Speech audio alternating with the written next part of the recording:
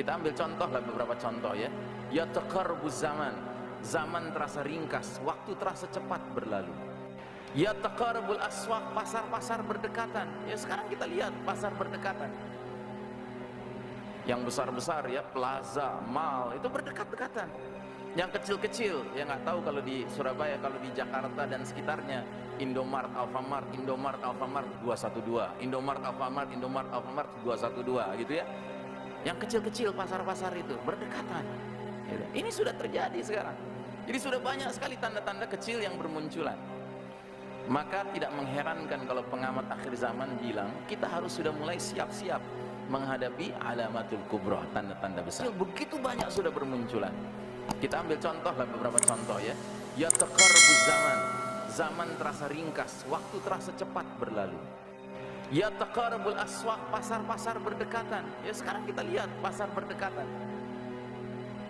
Yang besar-besar ya, plaza, mall itu berdekat-dekatan. Yang kecil-kecil, ya nggak tahu kalau di Surabaya, kalau di Jakarta dan sekitarnya, Indomart, Alfamart, Indomart, Alfamart 212, Indomart, Alfamart, Indomart, Alfamart 212 gitu ya. Yang kecil-kecil pasar-pasar itu berdekatan. Apalagi kata Nabi, zuhurul qalam, tersebarnya pena ya. Pena kita hari ini bukan yang model pena begitu. Pena kita hari ini Pak, benda ini nih pena kita, alat tulis kita ini. Jadi Nabi mengatakan di antara ciri sudah dekatnya kiamat, zuhurul qalam, tersebarnya pena. Orang di mana-mana sibuk menulis. Sambil naik ojek menulis, sambil naik angkot menulis, sambil mengemudi menulis, begitu lampu merah. Jadi tanda-tanda kecil itu banyak sekali. Belum lagi yang sifatnya sosial. Waktu minal khain wa khuwinal amin. Pengkhianat dipercaya, diangkat jadi pemimpin. Sebaliknya orang yang amanah di framing, dikriminalisasi, ya kan, dituduh sebagai pengkhianat. Ini sudah terjadi sekarang. Jadi sudah banyak sekali tanda-tanda kecil yang bermunculan.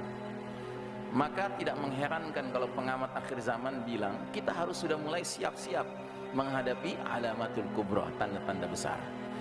Itu hadis pertama. Hadis yang kedua, hadis yang sering saya sebut hadis periodisasi atau hadis ringkasan sejarah umat Islam. Nabi Muhammad sallallahu alaihi wasallam melalui satu hadis riwayat Imam Ahmad memampatkan perjalanan umat ini ke dalam 5 babak. Ya. Sejak awal Nabi diutus sampai angin lembut nanti berhembus, perjalanan umat ini akan melalui 5 babak. Dan babak demi babak berganti, ternyata kaitannya erat dengan pergantian karakter, sifat-sifat, ciri-ciri kepemimpinannya. Nah, sebelum saya terangkan hadis ini, siapa di majelis ini yang tahu kira-kira kita sekarang sudah di babak keberapa?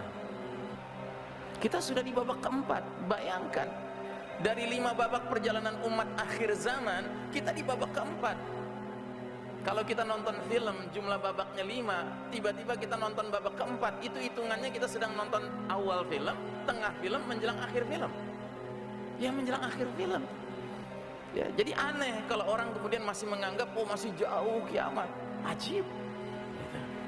Belum lagi ada hadis mengatakan idza matan nas qamat qiyamatahu. Bila manusia meninggal dunia, sudah datang kiamatnya. Artinya apa? Kiamat ada 2. Ada kiamat individual kita masing-masing yang jadwalnya beda-beda, tetapi ada kiamat jagat raya ini, berakhirnya dunia yang fana ini, karena Allah mentakdirkan the total destruction of the whole universe by the will of the Almighty Allah Ta'ala. Kehancuran total jagat raya ini atas kehendak Allah yang maha berkuasa dan Allah yang maha berkehendak. Nah, jadi saudaraku rahimakumullah, terhadap kiamat kecil saja, kiamat individual saja, kita diperintahkan sama Nabi supaya sering-sering mengingatnya. Apalagi terhadap kiamat jagat raya ini. Masa iya kemudian kita terus-menerus menghibur diri dengan mengatakan masih lama, masih lama. Padahal tanda demi tanda bermunculan. Ya kayak kiamat individual kita kan ada tanda-tandanya. Yang model-model kita ini, model saya sudah 50-an tahun menjelang 60 tahun, ya kan? Ini sudah mulai meninggalkan dunia hitam kan?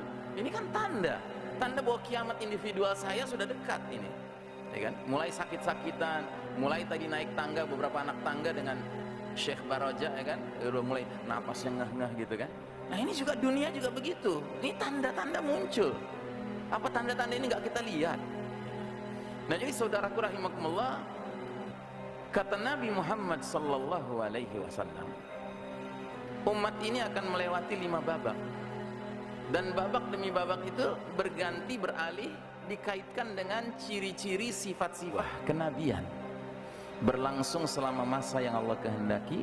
Dan ketika Allah sudah berkehendak, babak pertama itu berlalu, dan sudah berlalu. Babak kenabian tidak berlangsung lama, dia hanya berlangsung 23 tahun. Nabi diangkat jadi nabi usia 40, wafat usia 63. Itu babak yang terbaik kepemimpinannya, karena langsung yang memimpin generasi awal umat ini adalah Nabi Muhammad sallallahu alaihi wasallam. Makanya disebut sebagai era kenabian, babak kenabian. Ini babak kepemimpinan terbaik sepanjang sejarah umat manusia, bukan umat Islam saja. Karena Nabi kita bukan sembarang Nabi. Nabi kita adalah Sayyidul Anbiya wal Mursalin alaihimussalam, penghulunya para Nabi dan para Rasul. Berarti ketika beliau menjadi pemimpin, itulah pemimpin terbaik sepanjang sejarah Bani Adam. Belum ada tandingannya. Ya bayangkan, hanya dalam tempo 23 tahun Nabi dengan para sahabat, generasi terbaik umat ini, diizinkan Allah mengubah wajah Jazirah Arab 180 derajat. Yang tadinya tenggelam dalam zulumatil jahiliyah, kegelapan jahiliyah, hidup di dalam naungan nurul Islam, cahaya Islam. Yang tadinya hidup di dalam dolalatis syirk, kesesatan syirik, hidup di dalam tegaknya tauhid. Masya Allah, hanya dalam 23 tahun, tidak ada seperempat abad. Belum lagi ini hitungannya hijriah pula, Qamariyah ya. Sudah berlalu babak pertama. Terus datang babak kedua, kata Nabi, namanya apa? Namanya babak khilafatun ala minhajin nubuwah, babak kekhalifahan yang mengikuti metode kenabian dalam hal kepemimpinannya. Itulah babak yang kata Nabi, setelah aku wafat akan muncul al-khulafa'u thalathuna aman wa ba'da dzalika al-muluk. Setelah aku wafat, kata Nabi, akan muncul para khalifah 30 tahun, dan sesudah itu raja-raja bermunculan.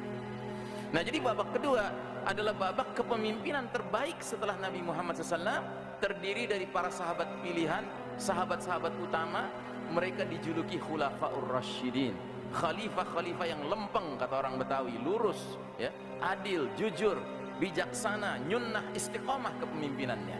Siapa mereka? Abu Bakar As-Siddiq, Umar bin Khattab, Utsman bin Affan, Ali bin Abi Thalib, dan Hasan bin Ali. Kalau kita jumlahkan total kepemimpinan 5 sosok ini, persis 30 tahun. Kalau kita kurangi satu saja, nggak bulat 30 tahun. Kita kurangi kepemimpinan Hasan bin Ali misalnya, berarti 30 tahun kurang 7 bulan. Sedangkan Hasan memimpin persis 7 bulan. Jadi genap 30 tahun. Dan qadarullah, 5 sahabat utama ini ternyata 5-5-nya punya hubungan khusus dengan Nabi kita. Abu Bakar dan Umar apanya Nabi? Mertuanya Nabi. Mereka menikahi, mereka mempunyai anak putri yang dinikahi oleh Nabi sehingga menjadi Ummul Mukminin, ibundanya orang-orang beriman. Utsman dan Ali apanya Nabi? Menantunya Nabi. Mereka menikahi putri-putri Rasul. Sedangkan Hasan apanya Nabi? Cucunya Nabi. Dan kita Ahlus Sunnah wal Jamaah punya keyakinan kuat dari Hasan bin Ali inilah, entah generasi keberapa di bawah beliau, akan hadirnya Al-Mahdi, Amirul Mukminin di akhir zaman.